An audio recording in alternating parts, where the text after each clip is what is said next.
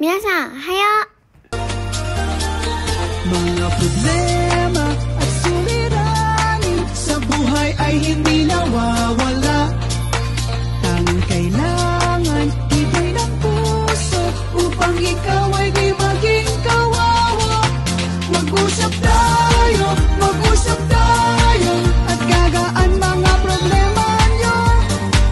Mga pagsubok sa ating buhay malulutas kapag nag-usap tayo. Huwag kang susuko sa bawat laban, dito kami hindi ka iiwan. Ang guro ng Filipino SPED na pinangalan ng Educator of the Year ng Alaska. New York. Matapos matanggap ang individual na taon award para sa espesyal na edukasyon sa mga eksklusibong kasanayan mula sa Konseho ng Gobernador sa mga kapansanan o espesyal na edukasyon sa Alaska. Muli ang guro ng espesyal na edukasyon na si Dale Aller, EBCAS, ay kinilala bilang 2024 Educator of the Year sa estado ng Alaska. Nagmula sa Cagayan de Oro City at ngayon ay nasa kanyang ika-4 na taon na pagtuturo sa Alaska. Nakuha ni EBCAS ang paggalang sa kanyang dedikasyon sa pagtuturo at sa kanyang pangako sa pagiging exclusivity, partikular na ang kanyang dedikasyon sa pagtuturo sa mga bata na may iba't ibang kakaiba. Si EBCAS ay isang Unified Sports Coordinator at coach ng school district para sa basketball, bowling at badminton sa kanyang paaralan.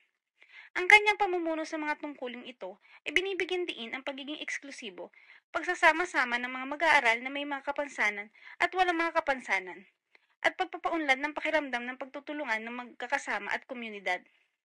Ang kanyang mga pagsusumikat sa pagtataguyod ay mahalaga sa pagtataguyod ng eksklusibing mga kasanayan sa edukasyon sa buong distrito. Personal na binati ng Commissioner ng Departamento ng Edukasyon ng Estado ng Alaska na si Dana Bishop, si EBCAS para sa kanyang natatanging dedikasyon sa pagtuturo sa mga estudyante sa Gregory Elementary School sa Calskag Cuspok School District sa Alaska, USA. At siyan po ang huling balita na mag-usap tayo by Vicky Osawa. Chika Talk for today. Pagmamay-ari nga ba ni Daniel Padilla ang J. Castles Park, may ibinulgar si Oji Diaz hinggil dito. Noong nakarang araw, May 1, 2024, ay naganap ang unang pagbubukas ng isa sa pinakamagandang parke sa Pilipinas na tinatawag na J. Castle. Ito ay matatagpuan sa Dangawan, Batangas. Maraming sikat na personalidad ang dumalo sa nasabing soft opening ng Theme Park J. Castle. Nandun din ang sinasabing isa sa may ari na naturang malapalasyong parke ayon kay Oji Diaz.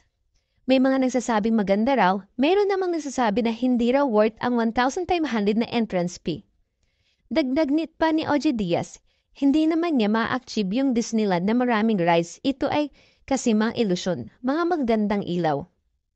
Nasambit din ni Oji Diaz sa kanyang YouTube channel na nasabi ng kanyang kaibigan na hindi umano totoo ang mga balitang kumakalat na isa si Daniel Padilla sa mga magmay-ari ng J. Castle.